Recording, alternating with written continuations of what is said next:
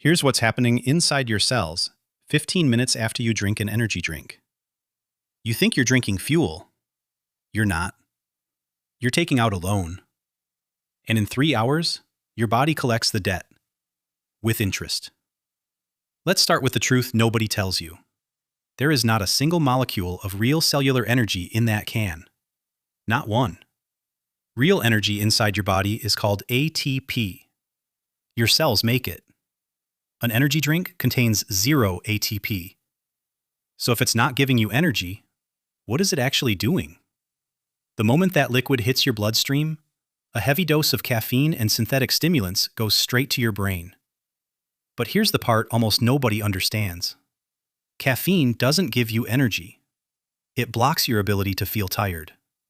Your brain has sensors called adenosine receptors. They tell you when you're running low. Caffeine walks in and blocks those sensors. The exhaustion is still there. Your body is still depleted. Your brain just goes blind to it. Now here's where it gets worse. At the same time, the massive hit of sugar and stimulants slams into your adrenal glands. These are the glands that handle stress. And they panic. They flood your body with cortisol and adrenaline, your survival hormones. That intense focus you feel, that sharp, wired energy, that's not energy. That's survival mode.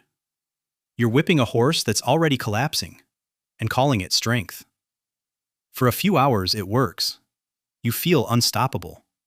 And then, around the 3-hour mark, the caffeine wears off. The blocks come off your adenosine receptors, and all that exhaustion you've been building up, all of it hits you at once. Not slowly, not gently, like a concrete slab. This is the crash. And it's not random. It's the exact bill for the energy you never actually had. This is the anatomy of burnout. Every time you do this, you're not spending energy. You're burning your endocrine reserves, the deep hormonal resource your body keeps for real emergencies.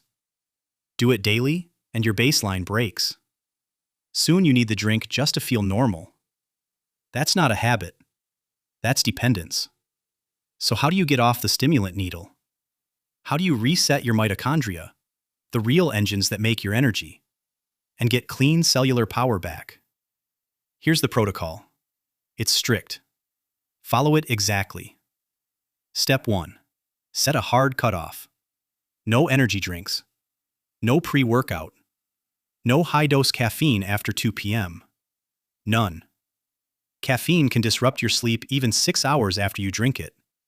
And broken sleep is what starts the whole cycle again. Step 2. Understand the first 3 days will be hard. When you cut caffeine, that stored adenosine floods back. Expect headaches, fatigue, irritability. This is real and it's temporary. This is not the protocol failing. This is your body waking up. Push through it. It passes in about 3 to 5 days.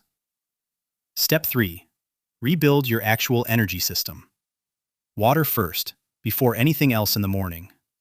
Dehydration alone mimics fatigue. Real food for stable blood sugar. Protein and whole foods, not sugar spikes. Sunlight in the morning to reset your cortisol rhythm to when you actually need it. And sleep. The only thing on this planet that truly clears adenosine and recharges your cells. Step 4. If you still want caffeine, earn it. 1 black coffee. In the morning. After food and water. Not to survive the day, just to enhance a body that's already running on its own power. That's the line between a tool and a crutch. Your energy was never in that can. It was in the systems you were overriding to feel awake. Give them back what you stole, and they'll outperform any drink on the shelf. Save this video, and tell me in the comments, how many energy drinks a day are you really on? Be honest.